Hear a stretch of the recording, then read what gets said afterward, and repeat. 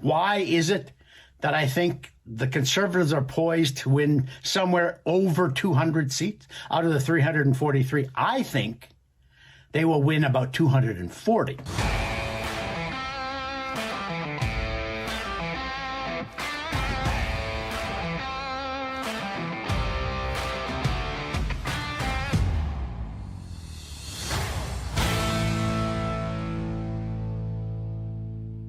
Welcome back to Northern Perspective, everyone. I'm Cypher. And I'm Fox.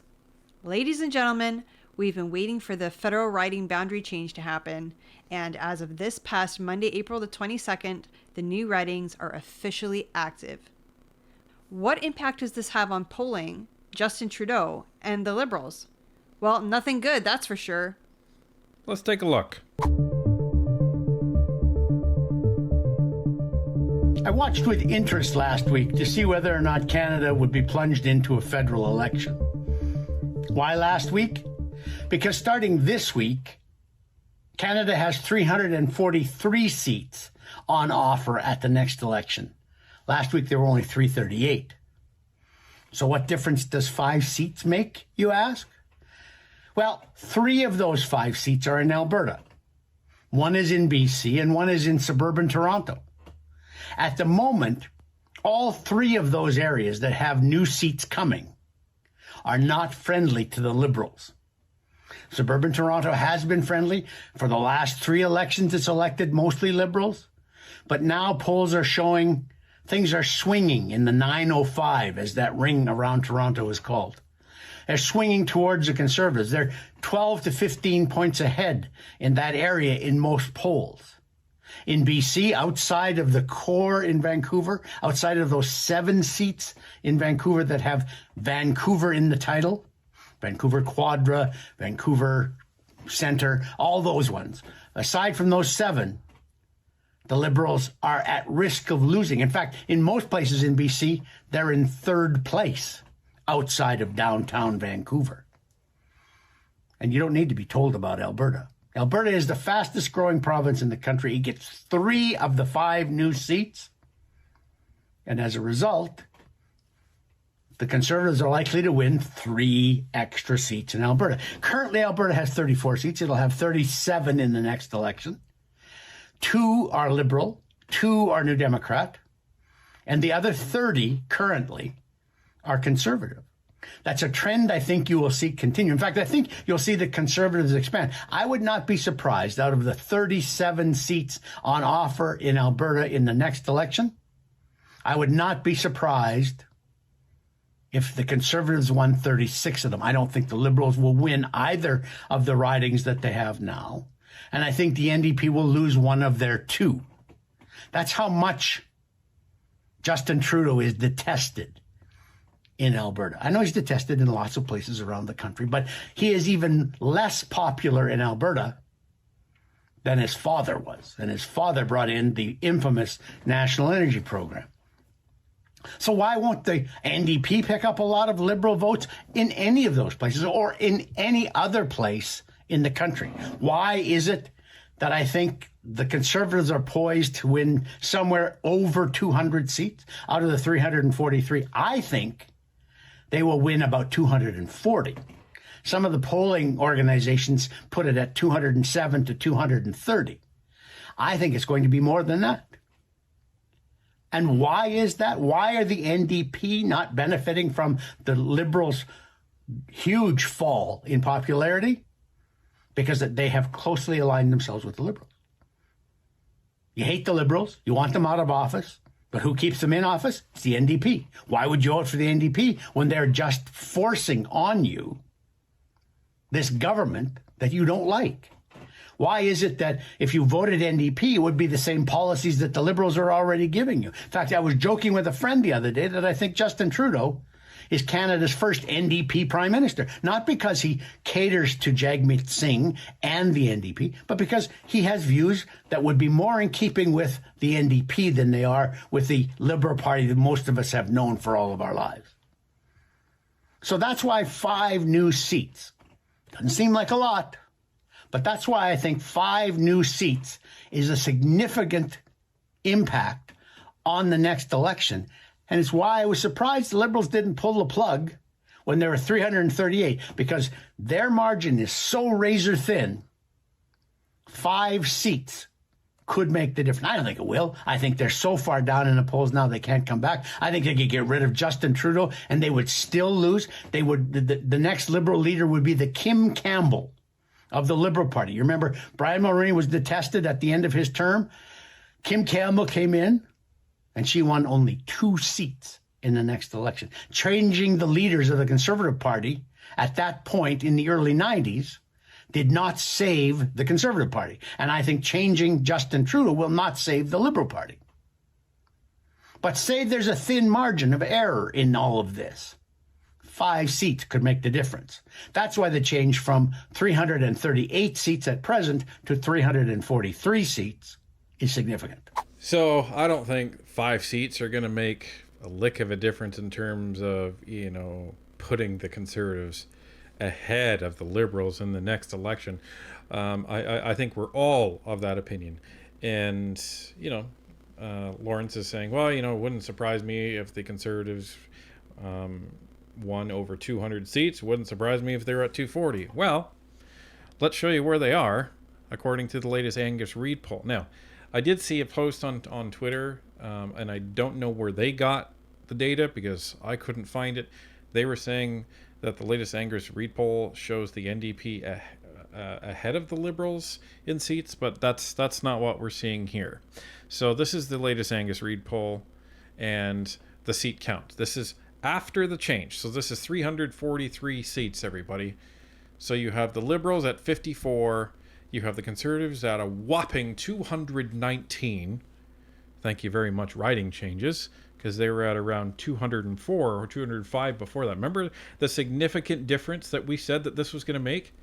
It gave them like an extra 15 seats. Right, and if you guys recall, we had said before the riding boundary change would have been the best time for the NDP and or the Liberals to call an election because it was only going to get better for the Conservatives after the changes were made. Right. There we go. And Lawrence agreed with that. And a lot of other people agreed with that. But here we are. So it was actually the worst time to call an election for the Conservatives, which was before the boundary change. But here we are. So the Bloc are at 40, so they've actually gained a little bit of ground. The NDP are allegedly at 28. I wouldn't count on that. And the Green Party are sitting at their 2. And surprise, surprise, the PPC is at 0. And interesting that no independence this time. So looks like people are starting to just align with the Conservatives when it comes to this. Now, Lawrence is really, really correct on one of these points that he made, in that I don't know if the NDP is going to expect anywhere near 28 seats, because he's right. People are just going to look at Jagmeet Singh and say, why would I vote for you? You're the one who has kept Trudeau in power all this time. You're the one who's kept us in this misery. You're the one who's voted for these carbon taxes. So let's take a look at some more numbers, and these come from CTV News and Vashi Kapelos. New polling that shows the federal budget isn't quite landing with the younger voters the feds are targeting. Let's start with the latest numbers from Leger, released today. They show us that just shy of half of Canadians polled have a negative opinion of the budget, with 21% having a positive view, and 30% say they either don't know or prefer not to answer. There's also new numbers out today from the Angus Reid Institute that show the budget has yet to move the needle for the government. Voters between the ages of 18 and 34 were polled about their vote intention, and 37% are decided or leaning towards the Conservatives, 36% for the NDP, and just 12% for the Liberals. For those between 35 and 54 years of age, there's 47% support for the Tories and 19% respectively for the Liberals and the NDP. Meanwhile, the latest poll from Abacus data that was conducted just before the federal budget shows there was no movement for the Liberals after a slew of pre-budget announcements. If an election were held today, 43% of those polled would vote Conservative, with the Liberals at 23% and the NDP at 18%. So this going out in a blaze of spending glory budget has made literally no difference. And that's good news, people, because that means that Canadians are not being fooled. And I was saying to Cypher, maybe, just maybe, the NDP will look at this and realize they don't want to be on the wrong side of history this time. Well, right, because you have so many different organizations coming at the Canadian Chamber of Commerce, Canadian National Small Business Organizations, Canadian Medical Association. Yeah, and there's more and more coming out seemingly every day speaking against this. So, and it's funny because the Liberals are getting so angry that they have heard nothing from the Conservatives as it relates to engaging in this capital gains tax that they want to have a political fight with them over. They want the Conservatives to say literally anything about it so they can say, see, the Conservatives are all about the rich people. They want nothing to do with the lower income earners in Canada. They're not fighting for you in the slightest. So the Conservatives will give them nothing, and they're so pissed off about this that they actually will not get to have a political fight about it. Now, at some point, you're going to have a debate during the election, and they're probably going to try and bring this up, and maybe that's when they're going to try, get into that. But by then, it's going to be far too late. It's already too late. I don't think anything the Liberals or the NDP can say or do will improve their numbers. Maybe the only thing that will help the NDP improve their numbers is if they rip off that Band-Aid, get the heck away from the Liberals, and actually call an election. Canadians want to go to the polls. We're tired of this. Yeah, I'm starting to think, I don't believe Jagmeet wants to vote against this budget, so I'll preface that right now.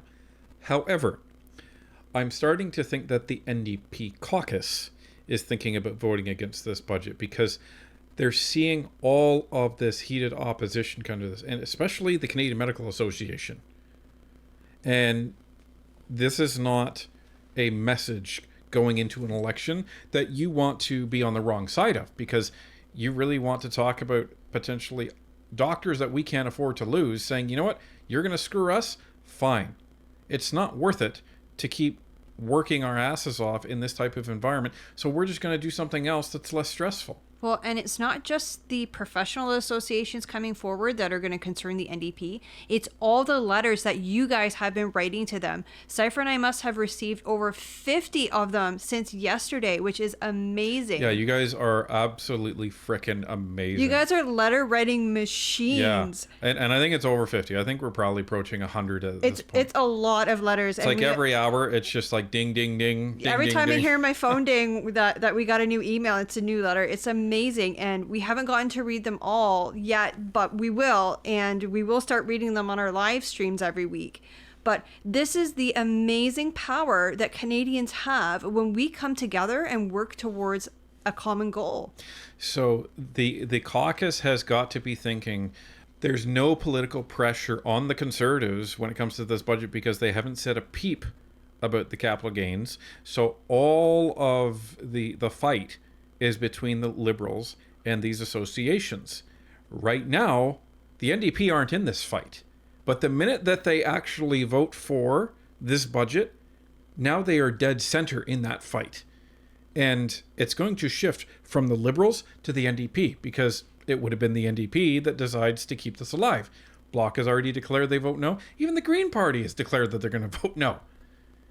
So then you have the Conservatives who are obviously going to be voting no. So the caucus has to be looking at this and saying, do we just want to slowly back away from this because this is not going to go well. It's not going to go well. And to Fox's point, not just the professional organizations. You have all of these other examples. We have there's 170,000 realtors. Many of them are incorporated. They're going to have an issue. And you got plumbers, you got electricians, you got all of these professions where they're self-employed, they have their own corporation, and that's where they're keeping their retirement. So, we've only mentioned a few of them, and there's going to be hundreds of other examples, right? Meanwhile, Freeland is up there saying 99.8% of Canadians aren't going to be affected by this. Oh, yeah? then why are so many people coming out against this? Liberals, conservatives alike. So, this is not going to go well at all. And it's going to be even worse for Trudeau. Now that this boundary change is in effect, you can see the numbers. You can see it. So, ladies and gentlemen, this is now going to be, it's almost going to be like the Joffrey Baratheon death scene in Game of Thrones, but the Liberal and NDP party together. And again, I say to Jagmeet and the NDP, this is your last shot. Because if you don't vote against this budget, you are going to have the worst 18 months of your political careers every single day. And the Conservatives are not going to let you forget it, and neither are Canadians come election day.